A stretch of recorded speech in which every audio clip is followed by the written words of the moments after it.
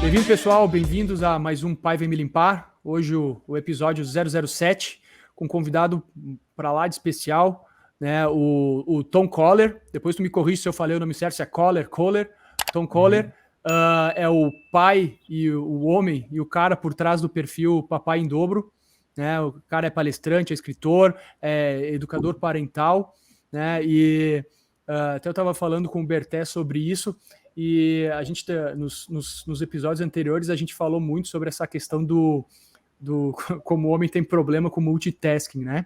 Então o Tom ele veio aqui justamente para provar o contrário, para nos explicar a história dele, para nos contar e nos elucidar sobre a história dele, o ponto de vista dele e o que ele está fazendo para ajudar os pais aí do Brasil e quiçá do mundo a se tornar melhores pais. Tom, bem-vindo, cara. Beleza, gente? Obrigado pelo convite, é um prazer estar aqui. Feliz 2022 para todo mundo. Não sei quando vai ao ar, mas a gente está gravando aqui no início do ano, então só queria deixar esse feliz aí, que seja um ano muito bom para a gente, que a gente faça a escolha certa esse ano, de boas coisas aí para a gente fazer. Rapaziada, então é o seguinte, eu topei aqui o convite do Marco e do Beté, até falei aqui no offline para a gente que quando vem os homens querendo fazer uma entrevista com um trabalho, eu largo tudo para fazer, porque geralmente quando a gente vai falar de educação parental, de cuidado com família, a gente conversa muito com muitas mulheres, são poucos homens assim interessados, então a gente não tem tempo ruim, vamos embora, vamos falar aqui sobre muitas coisas que são produtivas para nossa vida aí de pais e também cuidadores, né? É Só isso aí. aí. O Tom, ele é um cara que ele entrou na nossa pauta, na nossa vida e ganhou esse grau de importância por uma situação que foi uma triangulação de situações, né? Eu comecei a seguir ele, achei a história de vida dele e ele em si, né? A maneira como o conteúdo que ele entrega, muito bacana. E a minha esposa, ela me mandou uma mensagem. Na verdade, ela falou, cara, dá uma olhada no perfil desse cara e olha que bacana, dá uma conversada com ele, quem sabe ele troca uma bola ali no podcast, porque eu acho que o assunto dele é muito pertinente para o universo que vocês estão tentando se comunicar, né? E em cima disso, como o próprio Tom acabou de falar, ele foi super simpático, foi super solícito, respondeu a mensagem assim que ele viu e tal, e a gente está aqui conversando para isso. Então, conta um pouquinho, não sei se todo mundo que está ouvindo no Spotify ou que está vendo no YouTube conhece a história do Tom, mas é uma história bem interessante e é a razão do porquê ele entende que é muito importante a gente colocar uma luz sobre o papel do pai, né, enquanto não só quanto figura paterna, mas no sentido do alívio dessa sobrecarga da mãe também, que às vezes a gente não percebe, ou botar uma luz sobre aquilo que está acontecendo. Né? A gente nós somos realmente bons pais, nós somos realmente parceiros nesse processo de criação, a gente delega muito, a gente participa mais. Como é que é essa questão? Fala um pouquinho da tua história, Tom, para elucidar a galera, entender um pouquinho a tua perspectiva. Isso aí, gente. Então, acontece que eu sou pai solo, né? Solo, a gente classifica assim quando não tem a presença do pai ou da mãe, né? Mas eu sou um número muito pequeno no Brasil, porque a maioria dos casos são as mães que são solos, né? Porque os homens geralmente abandonam mais os filhos do que as mulheres. No meu caso, não foi um abandono. Eu sou viúvo, sou pai do Pedro, que hoje tem 7, e a Mariana, que tem 4. Quando tudo aconteceu, há 3 anos atrás, a Mariana tinha 1 ano, o Pedro tinha 3, então eu toquei o barco aí com os dois até agora, estamos tocando e vamos embora, e tem sido um prazer. Minha vida mudou muito de perna para o ar, né?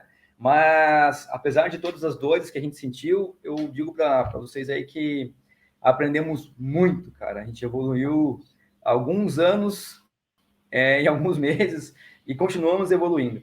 E também, como você falou aí, Marcão, a gente colocou luz, abriu uma janela que estava fechada, que eu não conseguia ver, sobre muitas questões parentais, de cuidados, de organização familiar e até dessa nova formação familiar que está acontecendo muito, né? Hoje em dia, você vê muitos filhos de pais adotivos, filhos de casais homossexuais, você vê pais trans, então famílias de formatos diferentes estão sendo aí mais aceitas socialmente. A gente precisa discutir todos os níveis aí de parentalidade, educação infantil e assim por diante, sabe? Então aí, Sim. já estou com o perfil faz 2 anos e meio, 2 anos e alguma coisa aí. E resolvi criar porque eu não achava paz para trocar ideia. Eu falei, vou criar um perfil aqui, bater um papo com a galera. E, de repente, as pessoas começaram a me encontrar. Fui parar nos programas de televisão, Fátima Bernardes, fiz alguns TEDs. Aí comecei a palestrar sobre o papel do homem na família, equidade de gênero. E também muito sobre como educar filhos aí responsáveis e filhos altamente não diria, mas autorresponsáveis pelas suas atitudes, com mais entendimento do que é sentimentos, porque nós homens não aprendemos a falar sobre sentimentos. Então, são coisas que eu fui descobrindo aí depois que eu me tornei mais solo, sabe? Pai solo. Sim. O que falta nos pais de hoje em dia? Que pergunta aberta, hein? Pergunta, pergunta... É tipo perguntar para Deus, se tu estivesse encontrando Deus agora, qual que tu faria? Qual o sentido da vida? Fudeu, ele vai precisar de 12 horas com Deus. Eu qualifico então, porque assim, eu entendo que a grande parte dos pais sequer sabe o que está faltando, né? E tanto quanto ao papel que eles representam, ou atividades que eles poderiam fazer, e de uma certa maneira, não, absolutamente, tu tem uma visão muito mais nítida do que nós. E aí, depois que eu te faço essa pergunta para meio pegadinha, mas não é. O que falta no pai estereótipo hoje, assim, ó? O que a gente podia estar fazendo que a gente não está fazendo? O que a gente está perdendo? Cara, tem um assoalho para a gente colocar embaixo antes, né? Quando a gente fala de paternidade, as reivindicações vêm em torno de, precisa colocar um trocador de fraldas no banheiro masculino. Pai não ajuda, pai faz isso. Então, esses assoalhos que estão sendo construídos já estão muito bons, né? Eu vejo muitos pais trocando fraldas, eu vejo muitos pais ajudando, eu vou usar ajudando aqui, mas saiba que é assumindo responsabilidades, quero dizer, tá? Atuando e sendo presentes nas famílias, mas ainda falta muito para a gente em relação à educação, né? Porque, assim, gente, para a gente educar cidadãos responsáveis, cidadãos que vão contribuir para o planeta, a gente também precisa estudar. E quando você fala que você precisa de uma ideologia para educar seus filhos, alguma coisa que você possa seguir, que você vai consultar, entendeu? Os homens não têm interesse nenhum nisso. Os homens não têm interesse também da participação, dessa coisa de você participar em casa, dando exemplo de, que um dia um cozinhou, o outro lava a louça, outro dia um foi no mercado, outro preparou comida, outro dia um fez alguma responsabilidade, o outro assumiu outra, sabe? Os homens são muito ausentes com os papéis familiares e isso cria uma lacuna aí, Beté, já que você falou nisso, é uma ausência e um buraco da participação do pai e dele encontrar o prazer nisso. Eu me considero um cara de muita sorte porque eu encontrei um prazer gigantesco em ser pai, atuar como pai, buscar, estudar, aprender, ir atrás de ideologias de educação, ir atrás de saber qual que é. Às vezes é melhor eu dar um brócolis ou uma couve que tem mais minerais e que é mais saudável para eles, querer saber sobre horas do sono, querer saber sobre que escola que vai, isso e aquilo. Isso para mim foi um prazer. Se tem cueca na gaveta, se tem calcinha, e até faço um exercício, tipo, eu costumo, quando eu faço umas palestras, eu já abro assim, vamos ver com que tipo de pai nós estamos conversando hoje. Aí eu já brinco assim, gente, alguém sabe onde está a carteirinha de vacinação do filho? Boa. Aí os caras já não sabem onde está. Que é extremamente importante, né? Tipo, é um negócio que assim, cara... Então já começa por aí. Nessa correria. Não, pode falar, continua.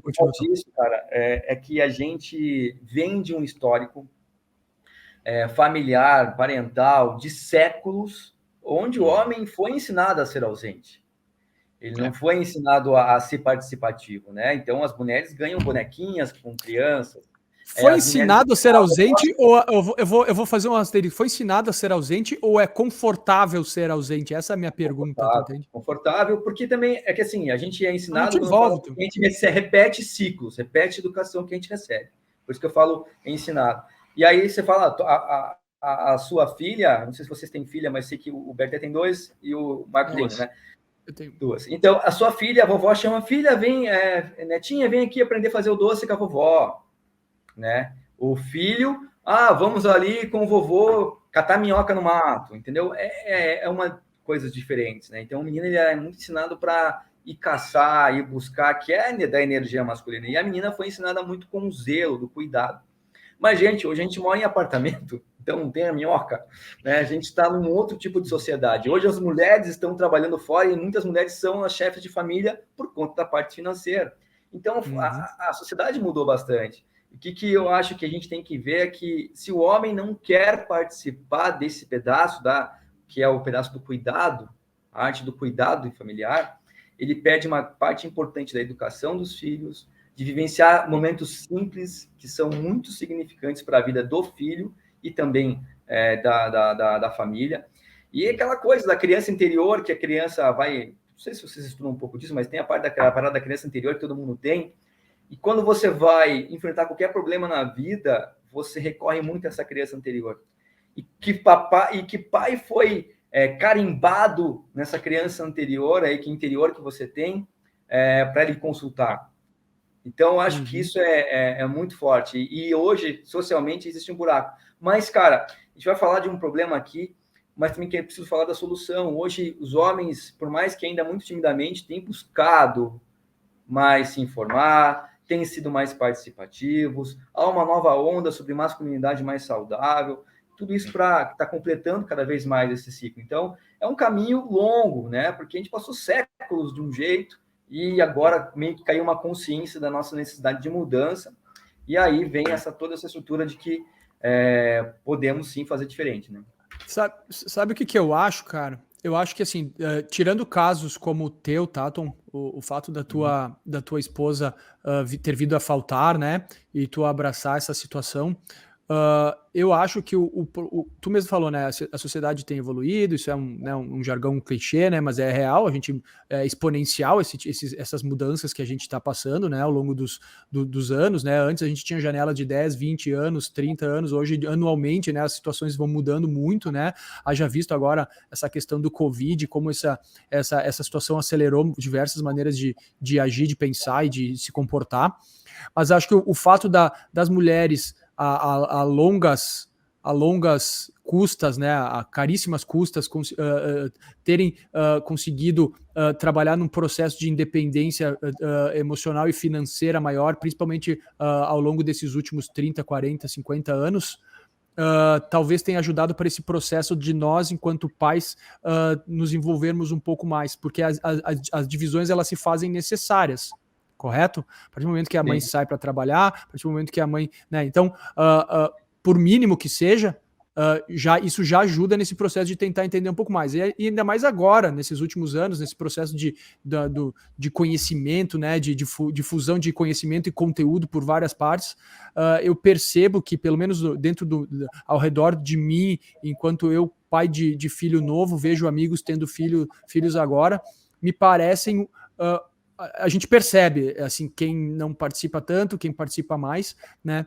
Mas me parece que é socialmente aceitável e estimulado que tu seja mais presente, e não presente só na parte boa, né? Eu digo presente, não que não seja a parte boa, mas eu digo em carregar pedra também, né? Em resolver problemas e fazer situações específicas, né? Mas, Marco, acho que tem um ponto interessante do Tom aí, que, assim, estar presente é uma parte, né? E estar presente agindo de uma maneira, pelo menos, informada e consciente, eu acho que é o essencial.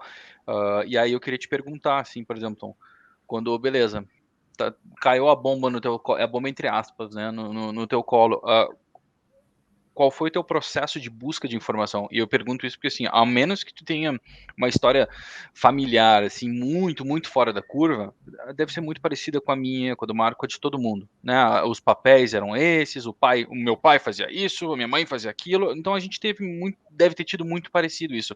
No momento que tu precisou e quis, antes de mais nada, fazer diferente, como é que tu fez para buscar esse tipo de informação? Porque eu entendo que hoje a gente tem tudo muito às mãos pela internet, mas o onde procurar continua sendo fundamental. Olha, cara, não tem segredo. Eu acho que quando você começa a procurar informação, a informação de qualidade ela vai chegando. Ela vem automaticamente, não precisa nem... e você consegue classificar isso aqui, balela, isso aqui é verdade. E aí você vai meio que classificando meio que naturalmente. Cara, eu vou dizer assim que para mim foi... Não vou dizer que foi fácil, cara, mas a minha história natural. de vida já. Foi meio natural, porque minha mãe de 6 filhos, cara, depois ela fez uma loucura ainda de adotar mais um, foram 6 irmãos, né, que eu tive. Legal, então, cara. Depois, minha mãe e meu pai, cara, meu pai era ausente, então toda vez que ele estava ausente num problema, eu falava assim, cara, quando for pai um dia na minha vida, eu não vou fazer isso com a minha esposa. Entendi. Sempre dizia isso para mim. Criou E aí virou um objetivo, né? Força já queria que eu pedi força. E aí também, cara, minhas irmãs mais novas, elas têm 4 anos de diferença para mim. Então, com 11 anos, meu pai e minha mãe saíam para trabalhar, eu cozinhava para elas, levava elas para a escola, cara. Então, eu já assumi essas responsas, que é o do cuidado, que geralmente as mulheres fazem, né? Que às vezes contratam uma babazinha lá, adolescente, para cuidar dos filhos pequenos. Eu fazia pelas minhas irmãs, porque meus irmãos fizeram comigo, né? E eu fazia por elas e estava seguindo o fluxo. Então, sempre pareceu normal cuidar da casa, sempre pareceu normal cuidar da família. Então, não foi um susto aí tu tem um lastro, né? Tu tem um lastro. Isso que tu tá falando é interessante, que dá para entender que nem da tua família. Eu já escutei isso de outras pessoas também. Não, mas eu ajudei a cuidar dos meus irmãos e tal. Então isso, querendo ou não, prepara um pouco, né? Faz uma cama de preparação. Agora tu pega um cara que nem eu, não que eu, né? Mas, cara, eu nunca precisei fazer isso. Eu tinha um meu irmão mais novo, zelava por ele, é diferente de cuidar, tu entendeu? A partir do momento que a situação vira, alguns pais, não é o meu caso, graças a Deus, tal, mas algumas pessoas às vezes meio que surtam, né? Se assustam com esse grau de atenção que tu precisa dar e de cuidado, né? Então, tu tendo isso, com certeza ajuda um pouquinho, né? Desculpa. Sim, ajudou bastante, cara. Eu acho que o que acontece? E aí meu pai morreu com 40 anos, minha mãe tinha 30 e poucos.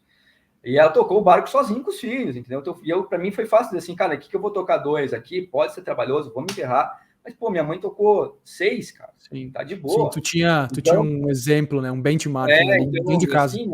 Sim, aí, cara, o que vai vir eu não sei, mas eu vou fazer o que eu melhor. E aí, lógico, né? No momento da dor, eu tive que estudar muito primeiro sobre luto infantil, sobre como lidar com todas as situações. E aí, depois de um certo tempo, veio o meu luto também, muito forte, porque no primeiro momento você dá muita atenção para as crianças, para apaziguar qualquer trauma, mas vai gerar trauma, né? Nós, pais, a gente sempre gera trauma nos filhos. A gente tem que parar de achar que a gente não vai criar traumas. A gente vai criar traumas nos filhos. E aí eu falei, vamos minimizar esse trauma aqui o máximo possível.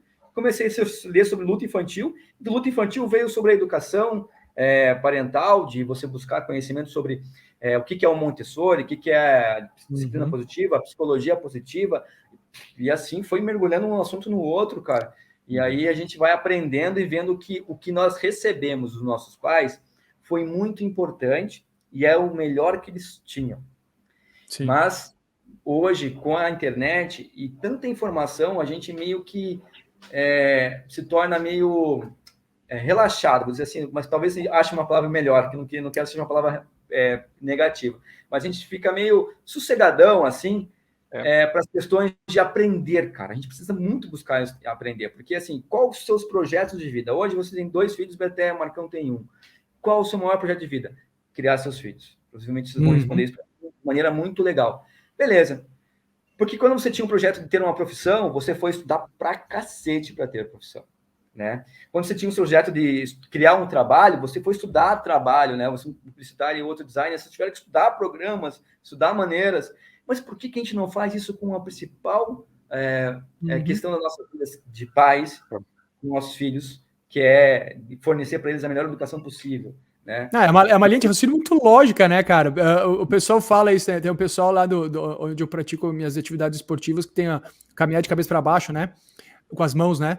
E o cara fala assim, vamos dar uma métrica, uma metáfora, enfim, um comparativo. Cara, quanto tempo uma criança demora para começar a caminhar? Ela vai desenvolvendo a musculatura, tá? Mas ela vai entendendo como é que funciona, ela demora, sei lá, 6 meses, 1 ano, 1 ano e meio, 2 anos para começar a caminhar. Tu quer aprender a fazer isso aí em uma semana? Então, aí tu usou esse exemplo assim, cara, te prepara para estudar isso aí. Isso que tu tá falando é uma lógica muito clara, assim, que as pessoas acham que elas não percebem. Nós não praticamos, não é comum praticar, e se você falar que tem que fazer, vou gastar tempo estudando sobre isso, cara, eu preciso gastar tempo com a minha pós, que vai dar coisas na minha carreira, que vai trazer mais dinheiro para minha família. Entra num limbo de conversas aqui que as pessoas vão colocar o que é prioridade ou não, né? O que vem como prioridade. A mim, a prioridade de buscar conhecimento sobre crianças veio por uma necessidade muito forte de começar a estudar o luto infantil. E isso foi crescendo para outros assuntos, né? E hoje eu não consigo mais voltar para trás. E o ano passado eu larguei meu trabalho, por exemplo, 2021, perdão. Tô me perdendo. 2020 eu larguei meu trabalho só para trabalhar com parentalidade, cara. Foi uma decisão mega difícil, cara, mas eu falei assim, não, eu estou fazendo o que é da minha essência, porque eu tenho um tesão do caralho de fazer. Enquanto eu estou fazendo um relatório, criando designs, criando campanhas para minha empresa ficar mais rica, com a minha inteligência, peraí, mas eu posso aplicar essa inteligência para transformar pessoas, para transformar a sociedade. Então, isso veio muito mais forte, com um trabalho muito mais essencial, assim. E aí é tão legal quando você troca uma ideia com outros homens que estão buscando essa educação, né? Que estão buscando aumentar o background aí para poder falar sobre, na hora da birra, como é que vai agir, se dá um berro, se não dá um berro, como é que faz quando começa a estudar e aquela coisa toda, a briga entre irmãos, e todos esses lances que são muito importantes para você gerar o mínimo de traumas possíveis nessas crianças. Né? Como falei, isso que tu falou ali é bem legal, porque sabe, logo que eu engravidei, que a minha esposa engravidou e a gente começou a esperar ter o filho. Não, acho que o nenê já tinha nascido. Eu conversei com uma grande amiga minha, e era uma menina que tinha trabalhado comigo e tal. E ela falou assim, olha a pergunta que ela fez, uma pergunta que nunca saiu da minha cabeça, eu nunca parei para analisar, mas isso que tu acabou de falar corrobora com isso. Ela falou assim, cara, todo mundo que eu conheço, todo homem que eu conheço que teve filho, tipo, da noite pro dia começou a trabalhar que nem um maníaco. Uhum. Daí ela falei assim, é que a gente fica pensando, puta, a gente tem agora caiu a ficha desse grau de responsabilidade, não quer deixar faltar nada, ou quer ter condições para conseguir, né, ter essa situação. Ela disse, tá, mas vem cá, e é isso mesmo? Ou talvez o cara tá querendo, às vezes, arranjar uma desculpa para não ficar em casa e não ajudar com as crianças? Cara, quando ela me falou isso aí, me caiu eu falei, puta, cara, será que tem gente que usa isso como desculpa? Porque aí é como, tu vai lá pro trabalho, fica lá, faz as coisas de boa e tal, e deixa a peteca aqui com a deixa eu fazer uma pergunta para vocês, para gerar reflexão. Se você fosse, sei lá, o proprietário de uma multinacional, de uma empresa de médio porte para cima, e você tivesse a oportunidade de dar 4 meses de licença paternidade para o pai, conhecendo homens que vocês conhecem por aí, pergunto, vocês dariam esses 4 meses de licença paternidade, por exemplo? Levando em consideração o perfil, conhecendo os homens que vocês conhecem por aí, né? Não é questão necessariamente só de dar esses 4 meses de licença paternidade. Enfim, que é uma pergunta, mas é uma pergunta curiosa, por quê? Porque se a gente, conhecendo os homens, claro que não. Mas se a gente não dá, a gente não estimula o outro lado também, né? Que é o teu ponto também, que, tipo assim, os caras nem sabem que estão perdendo. E, cara, isso é um negócio muito louco que tu falou, que assim, que eu converso direto com a minha esposa, né? Mas por que eu perguntei se era proprietário, né? Por que proprietário? Exatamente. Tomada de decisão. Claro, não, meu Deus, porque não é um que a gente vai dar férias, são vários. É extremamente importante isso. Eu estava conversando com a minha esposa o seguinte: as mulheres têm, evidentemente, licença maternidade. E beleza, aí quando começa, se desfaz do filho. É simples, né? Passou o tempo. É muito curioso isso, não é bem assim. É como se fosse isso, né? Como se fosse uma chave, né? Tipo. Isso é um choque gigantesco para elas. Não, absurdo. E passou a ser para mim. Mas respondendo a pergunta anterior, ainda por que eu falo do proprietário dessas empresas? Porque eu sei, no nível Brasil, que se eu der 4 meses de licença paternidade para esses caras, cara, eles vão aproveitar, vão achar que é férias, mano. Vão jogar bola, vão pro bar, vão fazer tudo isso e não vão cuidar dos filhos em casa, velho. Foi por isso que a segunda pergunta, dentro da principal pergunta, é conhecendo, né, o universo e os homens com quem a contextualização foi perfeita. Conhecendo o universo, meu Deus, vai rolar só futebol, né? É ótimo, é evidente. Cara, eu não sei, a gente tá tomando uma... É que eu sou esperançoso, tá? Eu sou esperançoso. Mas é que é real, cara. Mas é polêmico isso, Berté, porque você falou assim, mas se não der, nunca vai ter. Cara... Mas eu tô contigo, Tom. Não, eu tô contigo total, cara. Eu tenho noção, assim, essa é a única reflexão que eu faço, mas que talvez nós 3 faríamos, porque a gente talvez tenha o esforço. Porque eu vou te contextualizar. Né? Exato, vou te contextualizar. Eu provavelmente sou o único ser humano que, tipo, se muda dos Estados Unidos pra cá e traz livro e panela. Foi só que eu trouxe. A gente mudou de volta, foi livro e panela. É isso, porque é o que eu mais de valor a gente tinha, os livros da minha filha, das duas, no caso, e panela, beleza. E porque assim, cara, eu vejo se realmente desse isso, e aí eu volto às mulheres, não aos homens, tá? Puta, não, talvez não poderia haver uma negociação de 1 ano e trabalhar meio turno só, em vez de 6 meses e volta full, porque esse esforço aqui, aí eu volto ao teu caso, é um esforço que tu não teve preparação para enfrentar. Foi do Aham. 0 pro 100. Pô, e tu sabe que, E aí, desculpa só, mas eu acho que é o teu ponto, assim, ó, se largasse isso que a galera que já normalmente não tem contato com os filhos, se desse 4 meses, eu tenho certeza que isso é só futebol, que é o teu ponto, né? O cara ia largar a esposa, o filho, porque acordar de madrugada é chato, mano. Ele ia viajar, foda-se, ó, É te dou isso. dinheiro. Eu dou dinheiro pra você Concordo. cuidar do filho. E eu vou aí vem viajar. Eu a concordo compensação plenamente. financeira. Tá, Eu mas concordo aí que tá. plenamente. A minha pergunta, o que tu falou é real, Augusto, e eu lembrei, eu pensei muito sobre essa questão. Cara, beleza. Eu vou Em vez fechar a de dar- janela, porque tem um temporal aqui, cara. Preciso fechar. Não, vai lá, vai lá, Vai vai lá, lá, vai lá, vai lá, vai lá. vai lá que eu vou continuar a linha de raciocínio. Em vez de, tu falou assim, em vez de dar 6 meses, aí entra meio que de sopetão, né? Por exemplo, no caso de uma mãe, né? Entra de sopetão e começa, em vez de fazer isso, faz 1 ano meio turno, beleza. Mas sabe o que tem um problema? E é um problema que às vezes a gente não vai. Eu entendo essa questão da lógica, essa questão do entendimento que fica melhor, mas agora, se tu vai falar isso, eu acho que até por lei tu não pode, velho. Fora daqui pode. A nossa lei não, nada tô pode. falando, não tô falando A fora, nossa eu tô lei falando não aqui. pode porque, Que claro, merda, velho. Claro, a nossa lei não pode nada, na verdade, né? E Aí o que acontece? O não- empresário que vai querer fazer a coisa meio que preto no branco, tudo certinho, ele não vai conseguir fazer esse tipo de situação porque ele vai ficar sempre à mercê de tá fazendo alguma coisa errada. Eu te Olha que garanto que merda, se não fizesse deveria ser um isso, se problema. tivesse a negociação, a gente ia dar uma qualidade maior de vida para as famílias, Com porque as certeza, pessoas, cara. né, a Com família certeza. ia tá melhor. E, por exemplo, assim, cara, eu não lembro de ter feito a última reunião, agora, não sei se vocês ouvem por causa do microfone, talvez não, mas a pequena tava chorando, agora, entendeu? A mais velha tava, sei lá, ela tá ali nervosa, porque não tem como alguém dar atenção para ela agora, ou se ela precisa de ajuda, alguma coisa. Cara, essa é o normal, entendeu? E o Tom falou antes como é que é trabalho e tal. Claro que ele vai ter que se dedicar ao que ele vai fazer, porque é impossível, cara. E me parece meio que despropositado. O propósito fica fraco, né? Que nem tu falou ali, fazer relatório, não sei o quê. E tu vê teu filho, tua filha, né? Tipo, cara, aquilo ali é maravilhoso. E aí eu não entendo. Talvez eu acho que a falta de disposição dos pais não traz o quão incrível é a troca entre pai e filho. Pai e filha, tanto faz, né? Eu tô falando de ver uma pessoa aprendendo e ela te ensinar também. Eu acho que o Tom falou alguma coisa ali da criança interna. Cara, quando brinca com uma criança, o próprio adulto tá brincando com ele mesmo, né? É uma Você coisa tá muito resgatando maluca. da tua infância, na verdade, né? Eu não vou Exatamente, ter cara. problema quanto a isso, porque eu sou uma criança Não, 24, mas tu vai 7. voltar ao teu pequeno ali, é como tu era antes, entendeu? Porque tu não Sim, conseguia te entendi. observar Entendi. enquanto pequeno, né? Tu não Sim, tinha sim. essa consciência. Fala muito sobre isso, cara, depois, se vocês quiserem. Não sou um divulgador do tema, mas na psicologia positiva fala muito sobre isso da criança, Uhum. que é porque, assim, todo mundo, a sua formação do 1 até os 7 anos, como a gente sempre sabe, sempre discutiu, Freud, uma galera fala sobre isso, que é muito importante porque é ali que você vai resgatar e vai consultar para resolver problemas da tua vida adulta.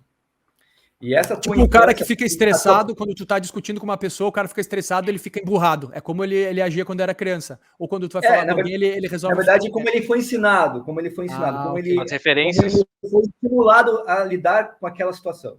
Então, por isso que nós pais Entendi. somos muito importantes para a criança. Então, a maneira que ele era estimulado a resolver aquela situação, ele vai usar na vida adulta. Ou, no mínimo, ele vai consultar isso que ele fez para poder resolver questões. Isso é porque, assim, não é nenhuma descoberta. É como a primeira impressão que fica, aquelas frases prontas aí que a gente sempre escuta na internet, os primeiros aprendizados, a primeira maneira que você aprende a fazer as coisas. Então, você sempre consulta essa maneira meio que inconscientemente. Mas, gente, vocês estão falando uma parada aqui que eu acho que vai num cerne muito louco da parada do que eu estava falando agora há pouco sobre os séculos da que a gente foi aprendeu a fazer as coisas. Vamos lá. Hoje, atualmente, os homens, cara, eles, não quero dizer que eles são maus, causam mal na sociedade, mas são o gênero que mais precisa de ajuda. Pelo fato, não estou esquecendo todas as causas feministas, mas pelo fato de aprender novos métodos e novas maneiras de se transformar. Perdão, meninas feministas, não estou dizendo que as mulheres não precisam de ajuda, precisam muito também, mas é que os homens, eles causam muitos problemas. E quem está causando o problema precisa parar de causar problema. Então, digamos que é uma certa ajuda. E aí, por que assim? Porque, cara, nós somos 95% não sei exatamente se é 95% ainda, mas da população carcerária do país. Nós morremos das mortes de trânsito, somos responsáveis por 85% delas. Crack, drogas, álcool, nós somos a maior parte viciados. Morremos 7 anos antes que as mulheres, em média. Cometemos 4 vezes mais suicídios, né? Somos responsáveis por um monte de crimes de violências, homicídios, muito, muito, muito mais que as mulheres, né? E, sem falar da violência moral, violência física, assédio sexual em empresas, e, uma caralhada, desculpa o termo aqui, mas uma porrada de dano que nós causamos à sociedade, cara. Então, quem precisa de recuperação e ir para a clínica somos nós. Como é que a gente faz isso para poder estimular os caras a enxergar que o filho está precisando de atenção, cara? Saca? Se a gente foi aprender, se a gente nasceu para aprender que a gente tem que batalhar para caralho porque nós temos que trazer dinheiro para casa, temos que fornecer estrutura, e a estrutura financeira, e aí a carreira é o mais importante, que nós fomos ensinados a resolver as paradas na porrada quando alguém falou para você que não podia fazer certas coisas, saca? Quando a gente acha que só podemos abraçar nossos amigos quando a gente tá bêbado, né? E se disser que o teu amigo é bonito, mano, você é gay. E como se gay fosse uma coisa ruim, entendeu? E aquela parada toda de, parece mulherzinha, como se mulherzinha também fosse ruim. Se você não tem coragem para fazer qualquer coisa, você é um covarde, porque você não teve coragem de pular de um sofá num colchão, no chão, não sei aonde, na infância. Então, as maneiras... Homem não chora, que isso também já virou meu balela, tanto que a gente fala sobre isso. Tantas essas coisas que a gente tem tentado mudar para poder fazer com que esses homens consigam olhar para o cuidado de um jeito diferente. O cuidado, ele não pode ser exclusivamente da mãe, das mulheres. O cuidado tem que vir do homem. E quando eu falo do cuidado, não é só com os filhos, mas é com a família. E aí eu vou falar para vocês sobre a carga mental, que nós não conseguimos enxergar a carga mental, saca? Que é um mal gigantesco para as mulheres, porque elas... O que é mais comum, mulheres sobrecarregadas e homens tranquilos ou pais ausentes aí por aí, sabe? É muito normal, eu converso com muitas mulheres dia a dia sobre isso. Uma mais estressada que a outra, porque ela tem que cuidar de toda a gestão da casa, fazer todas as tarefas domésticas, trabalhar fora, cuidar da educação do filho, enquanto o homem só se preocupa com trabalhar fora. E olha que tem muito homem que nem trabalha, vive as custas das mulheres ainda. Então, a gente tem um problema social muito grande com a classe masculina que a gente precisa resolver. E não vai resolver falando só do resultado final. A gente precisa entender como é que a gente foi educado, por onde que a gente passou, que nos levou a ter esse mindset pronto de muitas coisas que não são positivas, né?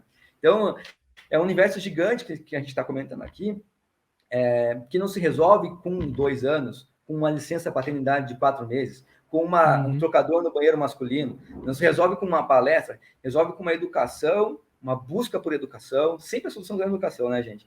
Vai uma busca por educação dos homens, querem se transformar para criar filhos mais prontos para uma sociedade mais igualitária, mais equiparada na questão de gênero, porque mulher isso, mulher, homem aquilo, parar de ter essa classificação. Eu tomo muito julgamento porque eu larguei minha carreira profissional para ser um empreendedor dono de casa. Então, eu tomei muito julgamento. Mas, Tom, como assim, cara? Eu trabalho, estudo anos, fiz 300 provas, dou inglês, 500 anos, não sei o que, você vai largar. Eu falei, filho, mas não tá batendo mais com a minha essência, sabe? E hoje eu vejo, cara, que isso é importante que algumas pessoas queiram focar na carreira para desenvolver o mundo capitalista que a gente precisa, mas é ótimo. Mas que se abra um espaço nessas cabeças para olhar a família também. Olhar a casa, olhar a esposa. O teu papel, o teu e o nosso, né? Mas o teu em específico é um papel muito importante, porque eu não sei se vocês concordam, mas eu tenho muito receio. Por exemplo, a gente está anos agora em pandemia. Tem uma janela aqui. Vai lá. A gente está anos aí em pandemia e evidentemente não acabou nem nada. E aí o Tom estava falando sobre o papel do pai, que sequer percebe isso. Eu imagino só a quantidade e citou vários dados ali, né? Que nos colocam nós como homens, né, numa figura muito ruim.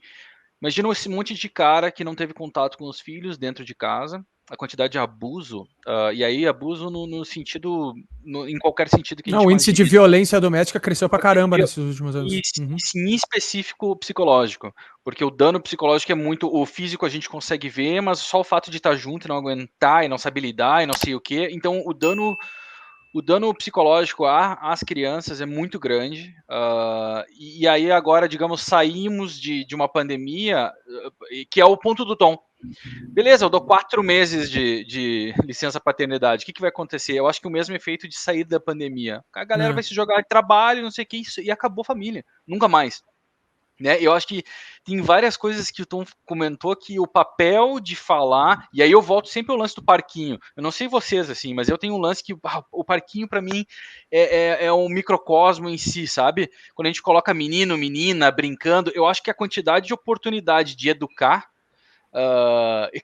aliás, lições super importantes são perdidas assim por segundo. Sabe, é uma questão de gentileza, uma questão de ordem, uma questão de lógica, uma questão de, escuta, por que eu vou me atravessar? Eu contei um caso, né? Eu acho que a gente estava conversando fora, né? Que o menininho cruzou a frente da minha filha. Eu só tinha uma no caso ali antes, né? Só tinha a mais velha. Ela tinha uns 3 anos, assim. Ela estava subindo ali, assim, no brinquedinho de corda, o cara chegou e espalhou ela. E foi subindo, chegou lá em cima e eu, cara, por que você fez isso, cara? Ah, porque eu sou mais maior do que ela. E eu, puta, meu, aquilo ali foi um. E eu, cara, não é assim que se faz, meu. Eu sou maior do que tu, eu sou maior do que teu pai, que tá aqui do lado, o cara do lado ali.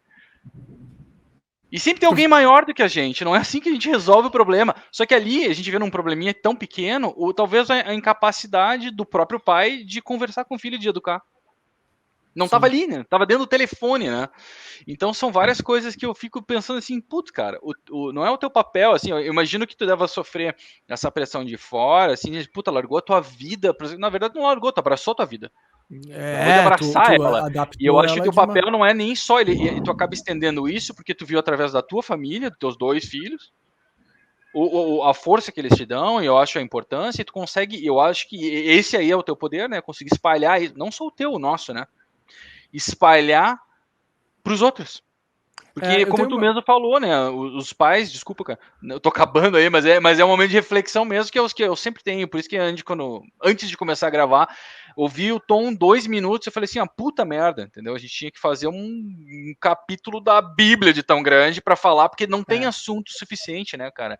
É bastante, é Não, bastante, é bastante coisa. Tom, mas eu acho que é uma assim, coisa que a gente não pode, desculpa, é que a gente tem né, o nosso tempo e eu tô em cima, eu não gostaria de deixar de, eu gostaria de perguntar muito, tu entrou um pouco, tu falou um pouco sobre isso, e eu gostaria de perguntar, porque a tua história, ela é do meu ponto de vista, um dos meus maiores medos, né?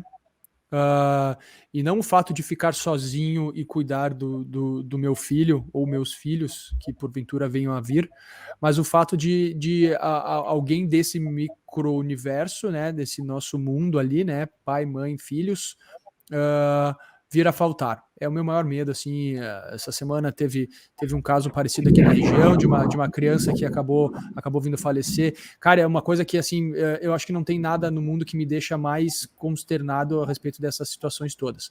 Então eu gostaria de perguntar, tu falou que isso foi parece que não foi o estímulo, mas foi o ponto central, tu começou a querer estudar um pouco sobre a questão do luto infantil, e em cima disso tu começou a perceber, né, o quanto era importante essa busca do conhecimento para diferentes situações. Não sei se tu queres falar a respeito disso, como é que foi para ti explicar para os teus 2 pequenos, tu disse que um tinha 1 e o outro tinha 2 e um tinha 4, era isso? 3 anos. 3, isso. Como é O que foi? Pedro tinha De 3 3 e anos já Mariana. tem... Cara, Isso, o contar, ele foi uma decisão difícil. Tive que estudar também, né? sim. Cara, imagina você saca ali, você resolvendo crematório, enterro, as paradas todas, e teu filho ali, tipo, pai, por que a mãe não tá vindo? Pai, por que a mãe não tá vindo? Eu sou com a Puta. mãe. E aí, contrariando, algumas pessoas estavam perto de mim e falaram assim: não conta já, conta mais pra frente lá. Eu falei: não, velho, eles precisam saber isso quanto antes. Até mesmo porque, só que o quanto antes, para mim, eu precisava resolver tudo que tinha para resolver. E, puf, agora tá resolvido isso aqui, vamos conversar. Então, no quinto dia ali, eu peguei os dois, levei para um parque da cidade, putz, botei no colo, E comecei a comentar como é que um bichinho morria, né? Que acontecia com aquele bichinho, não sei o que, não sei o que, não sei o que. E aí eu falei, a tua pergunta que você tem feito pro pai, por que a mãe não tá vindo, filho? Foi por isso que aconteceu. Né? A mãe também acabou falecendo, aí eu tive que usar as palavras muito específicas, cara. Eu tive que usar a palavra morte algumas vezes. A mamãe morreu. A mamãe não... Tudo bem falar que ela virou uma estrelinha. Conceitos, né? Porque para ele essa palavra de morrer não é tão pesado que nem para nós adultos. Então, estamos mais de boa. Eu tinha que usar essas palavras. Lógico, eu posso contar que ela morreu, virou uma estrelinha. Mas morrer, morte, tinha que entrar na minha fala em todas as ocasiões. Uhum. Por quê, mano? Porque eu escutei um áudio de uma amiga da escola que me disse, o filhinho dizendo assim, verdade que a mãe do Pedro morreu? E aí, cara, o menino ia chegar na escola, mano. Primeira coisa que eu... Pedro, verdade que a mãe morreu? Ele, não, mano, não morreu, virou uma estrelinha. Então, peraí. Tinha que falar, morreu. Aí eu falei, morreu para ele, expliquei o que era a morte, que Papai do Céu pegava pessoas especiais para morar com eles, mesmo jovens, barará. Cara, ele entendeu, porque foi muito lúdico, mas incluí palavras que ele ia ouvir ao longo dos primeiros momentos que ele voltasse para a escola. Preparando também ele para isso, né? E pro resto da vida, cara. Tanto é que ele fala até hoje uma naturalidade muito grande. Não, minha mãe morreu. Não, desde o começo. Assim, tipo, o processo de internalização dele foi facilitado justamente pela transparência, né? Morou 3 meses seguidos pedindo a mãe.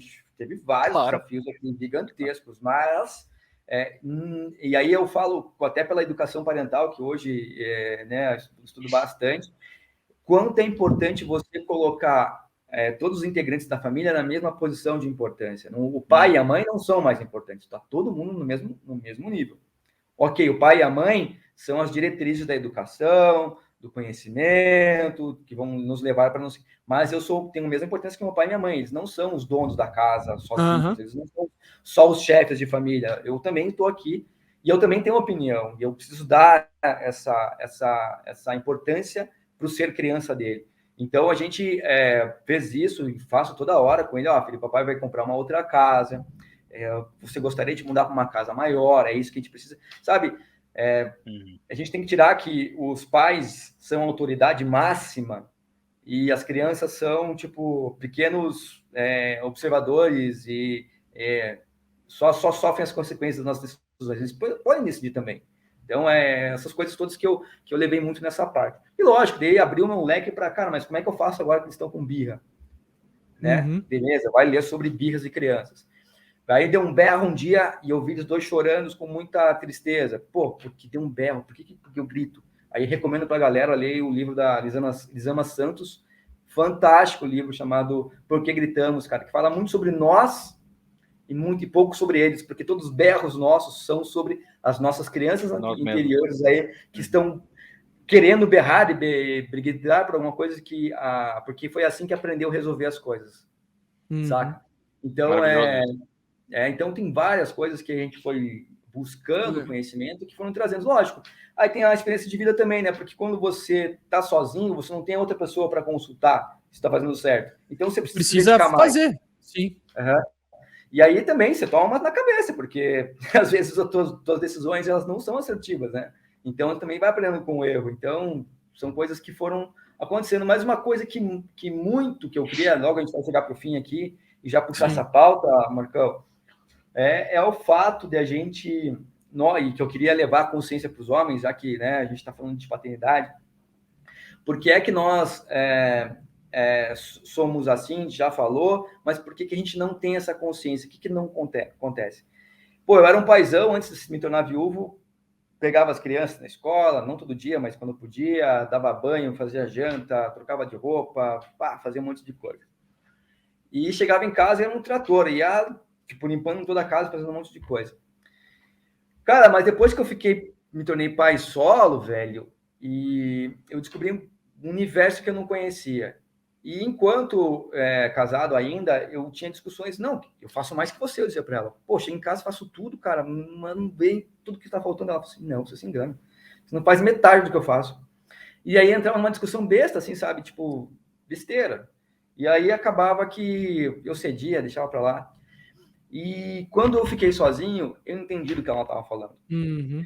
Porque se chegar em casa, lavar uma louça, cuidar da roupa, dar um banho nas crianças, é pequenininho. Quando você tem um lar inteiro sobre suas costas, que você tem que decidir se a roupa do judô está indo para a aula de amanhã, se o brinquedo da escola, do brinquedo do amiguinho já foi comprado para festinha no final de semana, se tem calcinha, meia, uniforme limpo na gaveta, se já foi marcado o dentista, o oftalmo ou pediatra, se as vacinações estão ok, se precisa cortar o cabelo, se a maneira como ele está, os dentes estão crescendo, tá lindo, é por aí mesmo, se, tipo, os lances da educação, isso aqui não pode acontecer, ele tem chorado muito, não tem dormido da noite, precisamos desfraldar, tinha que largar o bico, ou a chupeta, bico, não sei como se chama. Cara, então, é um universo gigantesco de coisas que a gente não abre o olho para ver. E quando eu me fiquei sozinho, eu percebi todo esse universo que ela fazia. E aí eu percebi que o que eu fazia era muito de execução. A administração do lar, a carga mental do lar está com as suas esposas. Vou perguntar, quem que decide quando que é o marco pediatra aí? Provavelmente é ela. Quem que decide aí as coisas que vão comer na semana? Provavelmente é ela. Quem decide aí que escola que vai, quem pesquisa que escola que é boa, que escola que é ruim, que fralda que compra, que... Não, são elas. E eu acho que a gente pode assumir esses papéis mais, sabe? A gente tem que fazer isso, porque 98% das mulheres estão sobrecarregadas, enquanto que os homens têm vidas mais livres. Nascer homem é privilégio, né? Apesar da força, não só pela força. Já falamos sobre isso aqui. Pela grana que você ganha mais, assumindo o mesmo cargo, mas tem um privilégio que não é falado, que é esse privilégio que eu tô falando, que é a inércia. Dá um exemplo, almoço de domingo, mano. Vocês vão na casa do pai de vocês, suas cunhadas, sua sogra, sua mãe, se reúnem e fazem um almoço. Termina o almoço, o que elas fazem? Vão para a cozinha limpar tudo. E vocês ficaram sentados o tempo todo, mano. O tempo todo. Ninguém foi lá lavar a louça do almoço de domingo. Ninguém. Na casa de vocês pode ser um pouco diferente, mas até no ambiente externo a gente precisa olhar que comportamento masculino é muito ficar de boa aqui, porque de boa é coisa de homem, mulher que trabalha aí, que limpa a casa, que faz a comida, que lava a louça do almoço aí. Se eu fizer isso, eu sou mariquinha. Então, saca, cara? Até essa postura nossa tem que mudar. Mas, eu vou voltar lá no começo da nossa conversa, que isso que nós temos aqui é secular. E se a gente precisa levantar a mão e falar um pouquinho, gente, peraí, tem alguém aqui trabalhando muito e uma outra classe trabalhando menos. Como é que a gente resolve? Mas e é uma dificuldade que eu passei por aí. Nem as mulheres estão prontas para isso. Porque elas não aceitam também a maneira que nós fazemos. Frase clássica. Frase clássica. Ah, se for para fazer desse jeito, deixa que eu mesma faço. Quem nunca ouviu isso, cara? Não adianta pedir para você mesmo, né? A gente pede, você nunca faz na hora que a gente quer. Mas ela não liga, pensa que na minha cabeça aqui tem mais um monte de coisas na lista de prioridades. Tipo, várias frasezinhas que as mulheres têm automáticas que desestimulam, que desencorajam a participação masculina. Elas não dão espaço para a gente fazer também, elas precisam dar esse espaço para a gente fazer. Tem que estimular a gente tentar a ir para a cozinha, nem que seja para cozinhar, para limpar, para fazer alguma coisa, sabe? Então, não é só do homem a transformação, da mulher também, da mãe que ensina o filho que a atividade do lar também é uma obrigação dele, não só da mulher, sabe? E assim por diante, sabe? Então, inúmeras coisas. Fui fazer um curso sobre... A gente discutiu, cara, tu vai lembrar aí, Marco, também, até essas pequenas coisas, para mim, eu acho que tem um grande efeito, né, inclusive uma coisa que tu comentou antes, indiretamente, que é, tipo, o imposto rosa, né, o pink tax, tu deve saber disso porque tu tem um menino e uma menina, né, e aí a gente comentou sobre isso, né, vai lá comprar um brinquedo, entra numa loja de brinquedo, a primeira pergunta é pra menino ou pra menina? Como se fosse, como se houvesse uma diferença com que eles brincam, com que eles podem brincar, né? Tipo, um walkie-talkie de menino é o espião. O walkie-talkie de menina é a fofoca. É o mesmo produto. É uma coisa muito maluca isso. Pega esse raciocínio que você tem, cara. Entra numa loja infantil. Quando você, próxima vez que for comprar brinquedo, perceba. Parque dos Meninos, gigantesco, cara. Heróis, caras fortes, musculosos, carros bonitões, blá, blá, blá, tipo, jogos e tudo quanto é jeito, dardos e das meninas. Cozinha. Eletrodoméstico cor-de-rosa, cozinha, micro-ondas, perna do passado. Em pleno 2021, cara. Rosa. O ambiente vira rosa, cara.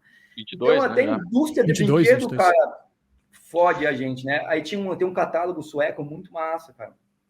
Eu posso depois te passar para vocês. A empresa que eu trabalho é sueca, então, eu trabalhava sueca, a Electrolux, então vinha algumas coisas da Suécia, tipo, pessoas de lá, e como eu trocava ideia com isso já, algumas pessoas me trouxeram alguns materiais dos catálogos de brinquedo, onde o menino tá com aventalzinho e vassourinha, cara, porque a Suécia é o país mais, um dos países com maior equidade de gênero do mundo. E aí os meninos com vassourinha para limpar o chão, e as meninas trabalhando na construção com bonezinho puxando o carrinho, sabe?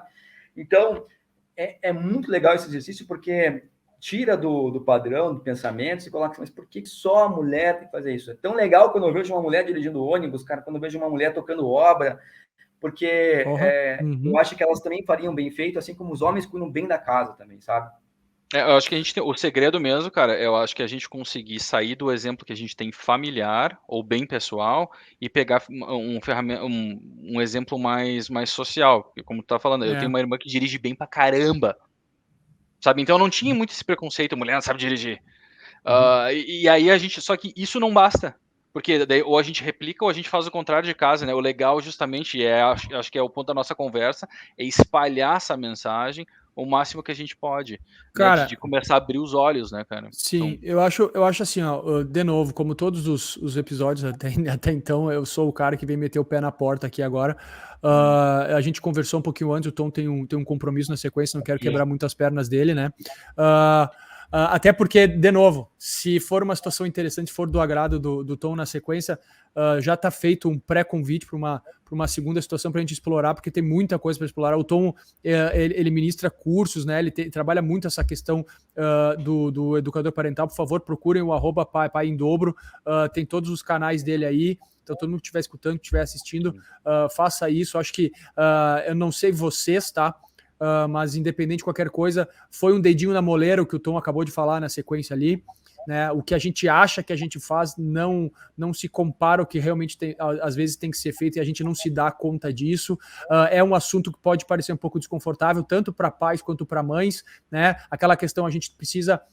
eu não faço realmente aquelas outras situações que eu achei que não seria um problema, mas também não me dão espaço para isso, a mãe também não dá muito espaço, então eu acho que é uma situação de mão dupla, né? Os dois têm que tentar entender e também conseguir se entender, e o Tom, ele entendeu isso como um foco bem interessante para ajudar o pessoal a colocar uma perspectiva diferente. Então, dê uma olhada no perfil dele ali também, e antes de nós fechar aqui, tá, Tom, eu gostaria de... a gente entende que é perrengue, a gente entende que é corrido, a gente entende que são tomadas de decisões complexas, porra, todas essas situações que aconteceram contigo, a gente só deu uma coçadinha na superfície, tem muita coisa ali por trás, mas também tem muita coisa recompensadora, né? Eu tenho certeza absoluta que acho que até fica mais recompensadora em função de tudo isso. E eu gostaria de perguntar para ti, assim, essa semana, nos últimos tempos, ou a situação que te vem à mente, assim, uma situação que te fez sorrir bastante em relação com a relação com os teus filhos, alguma coisa que te fez dar uma risada e dar uma gargalhada. Eu acredito que tu tenha bastante aí, mas divide com nós uma dessas situações para nós encerrar num clima bacana esse nosso episódio 007, por favor.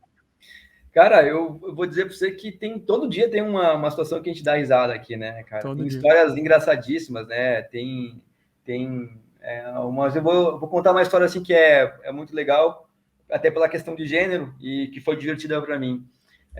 Que eu e o Pedro rimos, tipo, muito, assim. A Mariana tava com 1 ano e 9, cara, e eu aqui na função de desfraudar ela, porque ela não queria mais usar fralda, não é porque eu quis, ela, tipo, empurrava a fralda, assim. E porque também eu criava os dois sozinho, cara, eu, tipo, desde muito cedo eu dei muita independência para ela. Eu colocava uma camiseta minha nela com 1 ano e, tipo, uma colher em cima da mesinha de papinha ali, ela comia, limpava, sujava tudo, mas que eu tinha que não tinha tempo, então tinha o jeito que me virava. Sim. Aí eu pegava minha camiseta que tava nela, assim, puxava por cima, toda a comida, tirava, pô, tava limpa a casa, tá ligado? Já era um babadorzinho ali. Funcionou. Mas a história mais engraçada que essa, porque no desfraude dela, ela aqui não queria usar fralda, então tá bom, filha, então vamos testar aí. Aí, né, coloquei o piniquinho no lugar estratégico ali e fiquei naquela função do desfraude. E aí, né, fazer xixi? Não, papai. Fazer xixi? Não, papai. Xixi? Não, papai. Daí aconteceu o primeiro escape.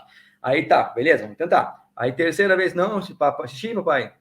Papai, xixi? Não quero fazer. E na quarta, quinta vez, sim, papai, xixi, sim, papai, xixi. Pô, mano, levei ela pro piniquinho, tirei a fralda dela, tirei a calça dela, coloquei ela sentadinha no piniquinho. Cara, ela levantou do piniquinho, colocou a mão na genitália da frente e fez assim. E me deu nas costas. Como ela percebia. Olha Cara, só que massa, cara. O Pedro olhamos pro outro, começamos a rir, rachamos, tanto rir, cara. E daí eu Querida. até explicar pra ela que menina não faz de pé, cara, entendeu? Foi Puta, maluco. foi Daí, o famoso quem sabe faz ao vivo, tu teve que explicar na hora. E aí, lógico, depois pedi para minhas cunhadas, minhas irmãs, para a sogra, para mãe, para ensinarem ela como é que menina faz xixi. Mas foi hilário colocar ela sentada, Cara, com certeza. ela levantar e colocar a mão na frente. Cara, mas olha a perspectiva, a pureza, cara. Não, cara, ela não tem. Olha só, é natural. Todo mundo. Vocês fazem xixi assim, por que eu não faço? O resumo da importância do exemplo que tá ali, né? Da referência. Eles repetem muito o que a gente faz, né? Você tá com o filho tem 9 meses, né, Marcão? Isso. Logo você vai começar a perceber muito que eles repetem as nossas frases, os nossos trejeitos, a nossa maneira de pensar, repetem muito. Mas, galera, é o seguinte, cara, eu tenho um outro compromisso agora, eu pego o teu convite, cara, pode trazer aqui para frente, traz um tema específico, a gente fica no tema. Sim, senão a gente vai falar de senão a gente varia. Não, com certeza, o convite tá aberto, a gente vai organizar, com certeza a gente vai voltar a conversar, o Tom vai voltar aí para conversar com nós, a gente vai focar em alguns assuntos específicos, eu acho que é válido, porque tem um universo grande, né? Então, Tom, em nome do Pai Vem Me Limpar, né? Acredito em nome de todos os pais e mães que estão escutando aí, eu queria te agradecer, obrigado pelo teu tempo, obrigado pela tua atenção, e logo a gente volta a conversar. Um grande abraço. Valeu, gente. Obrigado aí para vocês. Falou. Bora.